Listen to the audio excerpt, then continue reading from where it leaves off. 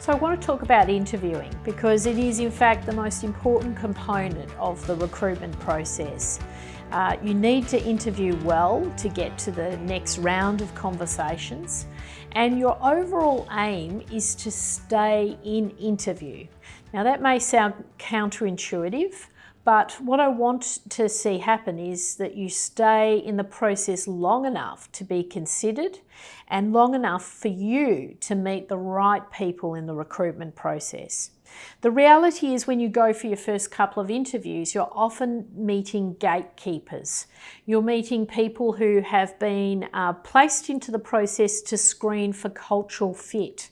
And often if you haven't even got through that process, you're not going to go forward, but you really want to try and put your best foot forward to get to the next step and the next step.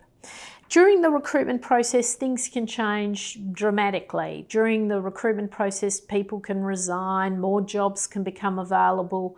As you go further through the process, you meet more senior representatives from the company. You can form a more informed decision about whether the company is right for you. And so you really want to just try wherever possible to keep coming back for another round and another round. Very important you don't get frustrated by the process. Every company has their process. You can't speed that process up.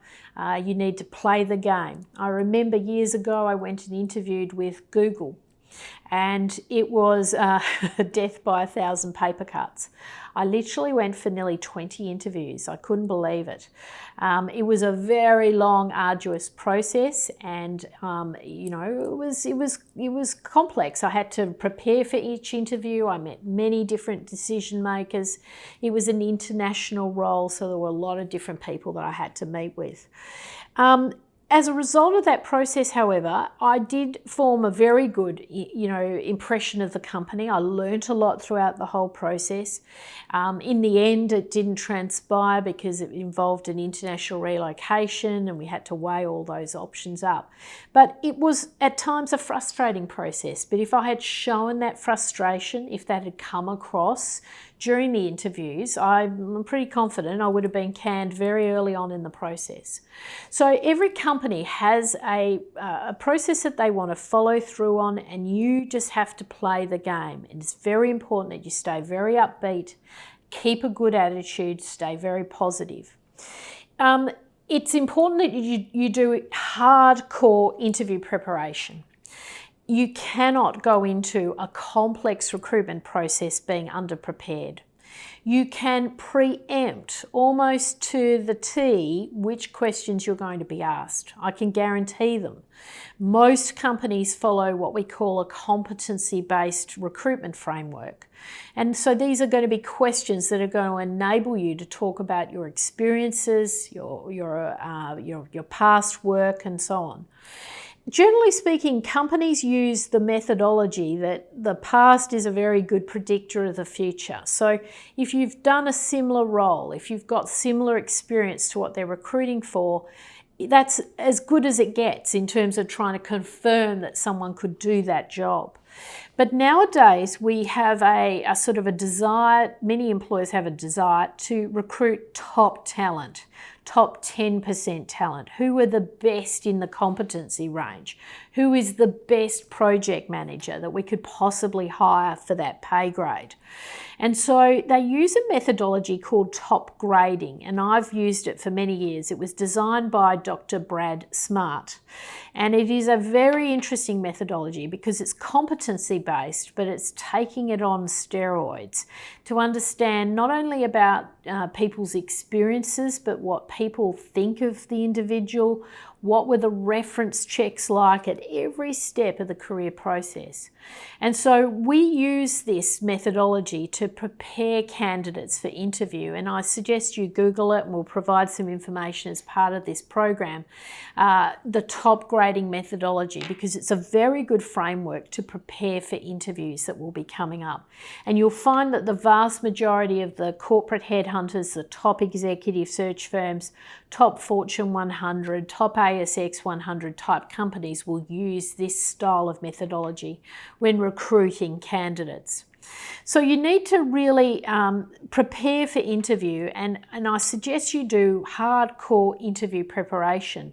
That may be with a colleague, a family member, where you actually practice your questions and answers out loud.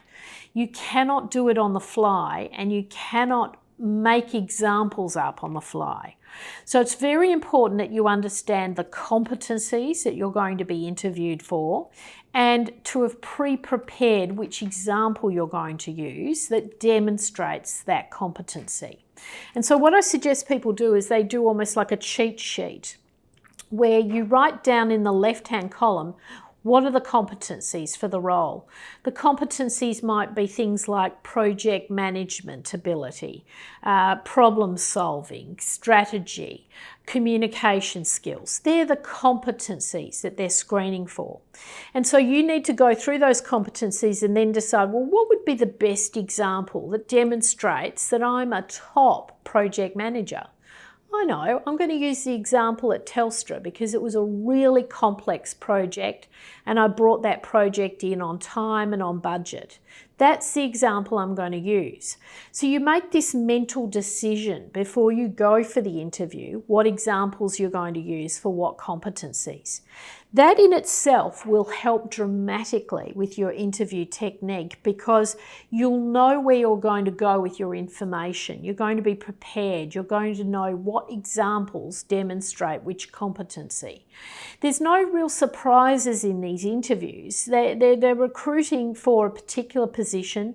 There's certain skills and experiences that they want to hear about, and you need to prepare those answers in advance so that you're able to showcase that information. They will also ask you some general kind of questions, usually at the beginning and the end of the interview, and they'll ask questions like, why are you looking for work, or why did you leave your previous employer? And this is where you need to get that key messaging right, and that message has to be very simple, very honest, and very positive.